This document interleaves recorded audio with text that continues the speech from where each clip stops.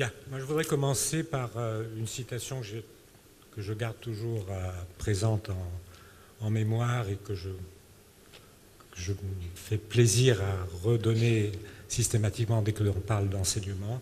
C'était une phrase de Montaigne qui disait que l'enseignement n'est pas un vase qu'on remplit, mais un feu qu'on allume. Et en fait, c'est notre rôle à nous, en tant qu'institution de formation, n'est pas simplement d'assurer de la formation, mais plutôt de déclencher des passions.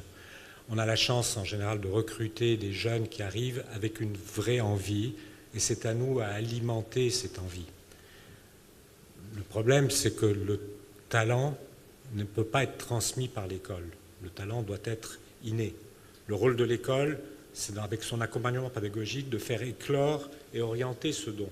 Nous, on ne peut pas l'assurer, le don. Il doit être au départ. Et comme disait Brassens, parce que moi je ne cite pas Confucius, mais je cite Brassens, sans technique, un don n'est rien qu'une sale manie. Bon, lui, il parlait d'un autre métier, mais en l'occurrence, il fonctionne aussi dans ce cas-là. Il est très important, c'est-à-dire bon, d'assurer une formation technique pour faire éclore ce talent, mais le talent doit être déjà là, présent.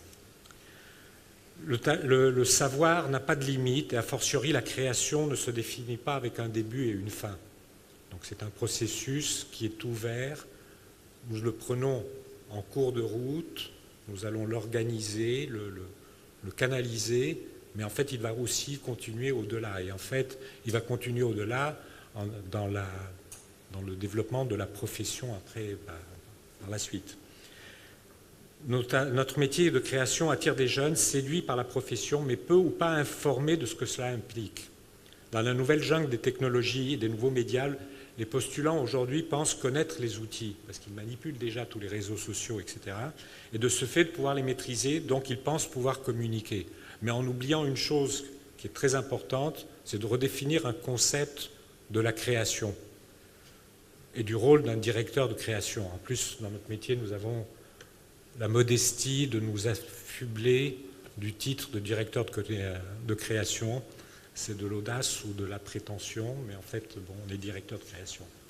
Alors en fait que notre métier, il doit être fait, il y a quelques mots, là c'est un haïku que je fais là maintenant, culture et curiosité, intuition et innovation, boulimie et dextérité.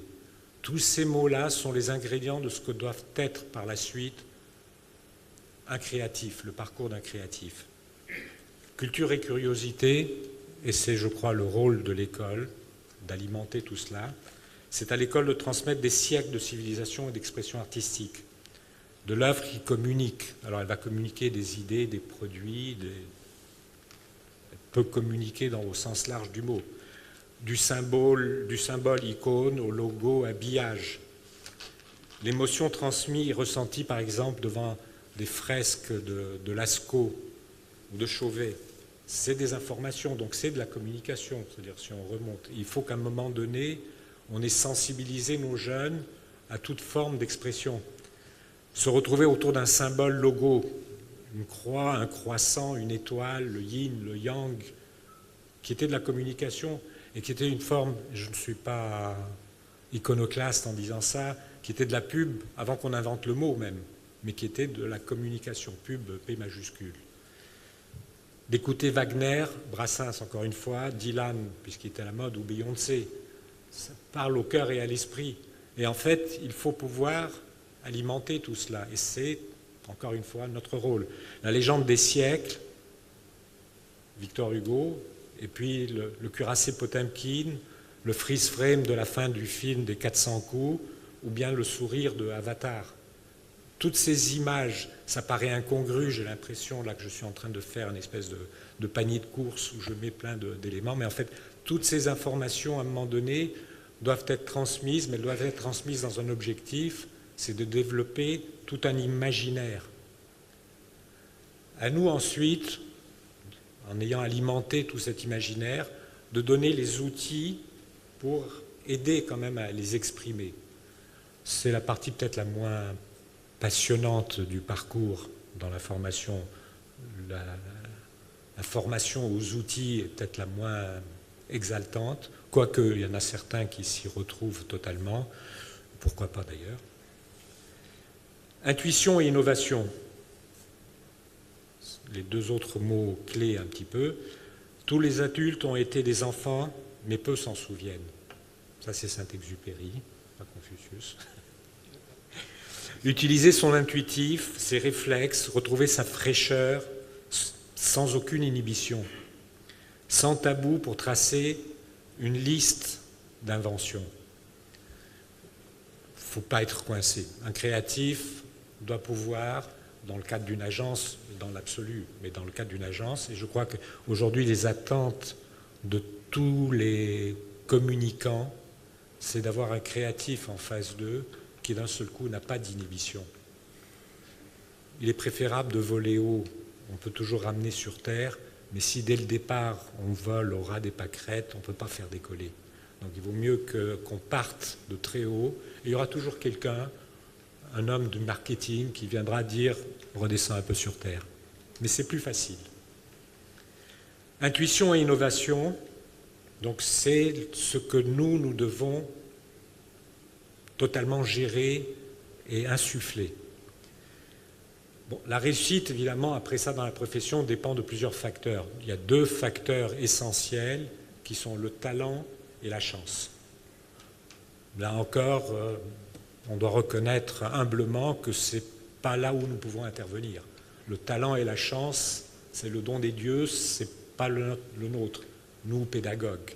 Mais par contre, donner des armes pour pouvoir les utiliser, pouvoir exploiter, pouvoir saisir cette chance, exploiter ce talent, c'est notre rôle à nous.